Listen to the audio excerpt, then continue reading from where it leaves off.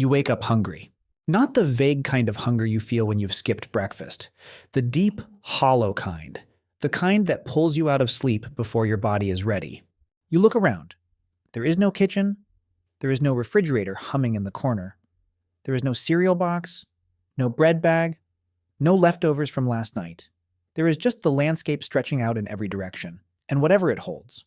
This is your morning, and the only thing on your to-do list is find food. For roughly 300,000 years, this was the human experience. Before farms, before stored grain, before anything you would recognize as a meal. Every single day began with uncertainty, and your body, the same body you are living in right now, was built to navigate it.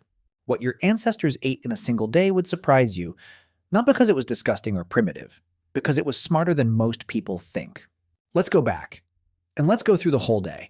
The first thing to understand is that ancient humans did not eat breakfast, lunch, and dinner. That structure, 3 meals, evenly spaced at predictable times, is an invention, a recent one. The concept of a morning meal became culturally standardized in Europe only a few hundred years ago.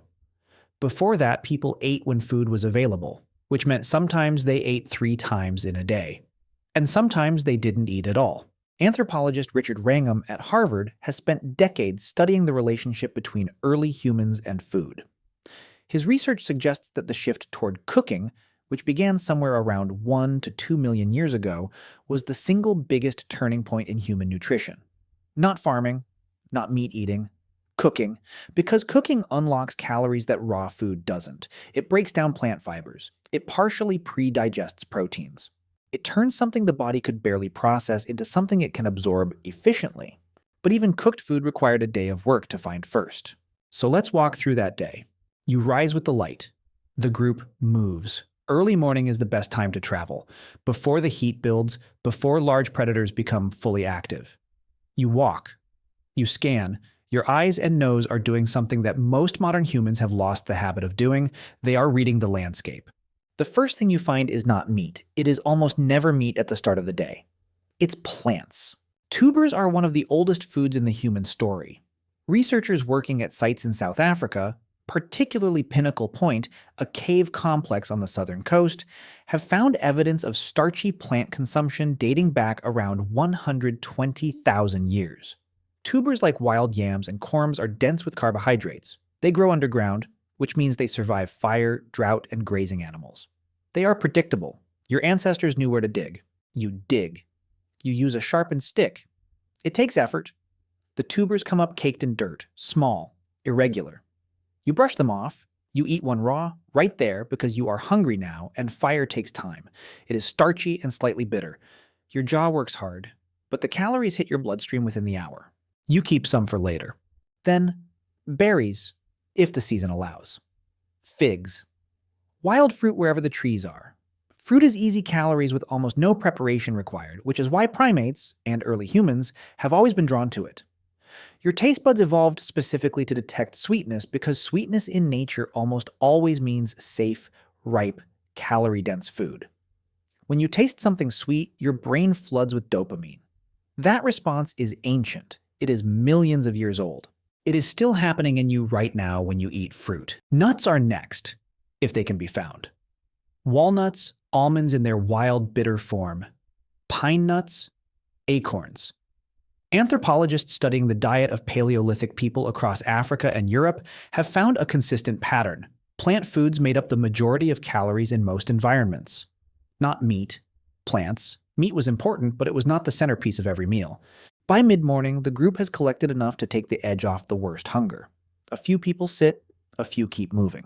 Now the hunters go. Not everyone hunts. This is another misconception worth clearing up. In most hunter-gatherer groups studied by anthropologist Melvin Connor and others, there is a loose but real division of labor. Some members of the group, often but not exclusively men, focus on larger game. Others, often but not exclusively women, focus on gathering plant foods and smaller animals. But this was flexible. It shifted based on need, skill, and circumstance. The hunters are looking for tracks: a deer, a gazelle, a wild pig, something that carries significant meat on its body. Here's what most people get wrong about prehistoric hunting. It was not primarily about brute strength or fast running. It was about patience, and pattern recognition. Anthropologist Louis Liebenberg has spent years documenting a practice he calls persistence hunting, still practiced by the San people of the Kalahari. The idea is staggeringly simple. Humans cannot outrun most animals in a sprint. But in the heat of midday, when an animal has no shade and cannot pant efficiently, a group of humans can run an animal to exhaustion over several hours. Walking, jogging, tracking, pushing the animal to keep moving, until it collapses. This works because of something your body inherited from those same ancestors, the ability to sweat across the entire surface of your skin. Most mammals cannot do this. A dog pants. A horse has limited sweat glands. You are a cooling machine. In a midday heat chase, you win. If the hunt succeeds, the animal is butchered on sight. Nothing is wasted. The liver is eaten first. It is highly nutritious and does not travel well. The heart, kidneys, intestines, these are not discarded. They are consumed with purpose. Animal organs contain concentrated vitamins and minerals that muscle meat alone does not provide. Vitamin A in the liver. Vitamin B, 12 throughout iron, zinc. Nutrients that kept your ancestors from deficiency in an environment with no supplements. The meat is carried back. Some is eaten raw, though this happened less often than people assume. Some is cooked over fire, which makes it safer and far easier to digest. By late afternoon, the group settles. Now comes the part of the ancient diet that almost no one talks about: insects. Across cultures, across continents, across deep time, insects have been a consistent source of protein in the human diet. Termites, larvae, ants, grasshoppers. Entomologist Jean de Folliart spent his career documenting insect consumption across human cultures and found over 2,000 insect species eaten by people around the world. They are calorie-dense, rich in fat and protein, and seasonally abundant. In certain seasons, a handful of termite larvae provides more protein per gram than a piece of chicken. Your ancestors did not find this disgusting. They found it useful. You also forage honey if it can be located. Honey represents one of the highest calorie foods available in the wild. The Hadza people of Tanzania, one of the last fully wild hunter-gatherer populations on Earth, rank honey as their most prized food. Researchers studying Hadza diets found that honey, when available, can make up a remarkable portion of their daily calorie intake. Finding a beehive is not a small event. It is a meal. It is a celebration. As the sun drops, the group gathers around fire. The final eating of the day is communal. Whatever has been gathered and hunted is shared. This is not generosity in the modern sense. It is survival logic. A hunter who eats everything he kills hoards calories that spoil by tomorrow. A hunter who shares creates social bonds that mean others will share with him on the days he returns empty-handed. Food sharing is one of the oldest human behaviors. It predates language. It may have shaped how language evolved. The need to coordinate, negotiate, remember, reciprocate. So what did your ancestors actually eat in a single day?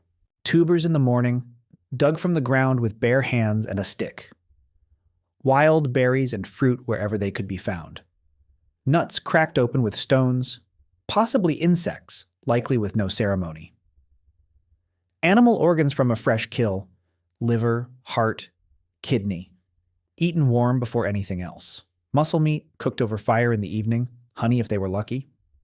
Water from a river or a natural depression in rock, carried in a vessel made from bark or hide or a gourd. No added sugar, no seed oils, no refined flour, no preservatives, no packaging. But also no certainty. No guarantee. Some days the hunt failed. Some days the berries were gone. Some days the group walked far and found almost nothing. Your ancestors' bodies learned to handle this, to run efficiently on reduced intake, to dip into fat stores to keep moving and thinking even in a caloric deficit. This is why your metabolism works the way it does. It was designed for feast and scarcity in cycles, not for a constant slow drip of calories delivered every 3 hours. Researchers who study modern populations with ancestral eating patterns, people like Herman Pontzer, whose work with the Hadza was published in the journal PLOS ONE, found something counterintuitive. The Hadza, despite walking 10 to 15 miles a day and engaging in intense physical labor, do not burn significantly more total calories than sedentary Western adults. What differs is not energy expenditure. What differs is energy allocation, the body constantly adjusting what it spends where. Your body still does this. It is still doing it right now, quietly in the background, deciding whether to invest in immune function or movement or digestion, making the same ancient calculations it has always made. You wake up hungry. But somewhere in your cells, in the chemistry that your ancestors spent 300,000 years refining, is a set of instructions older than memory. Instructions that say, go find something. It is out there. You are built to find it. You always have been.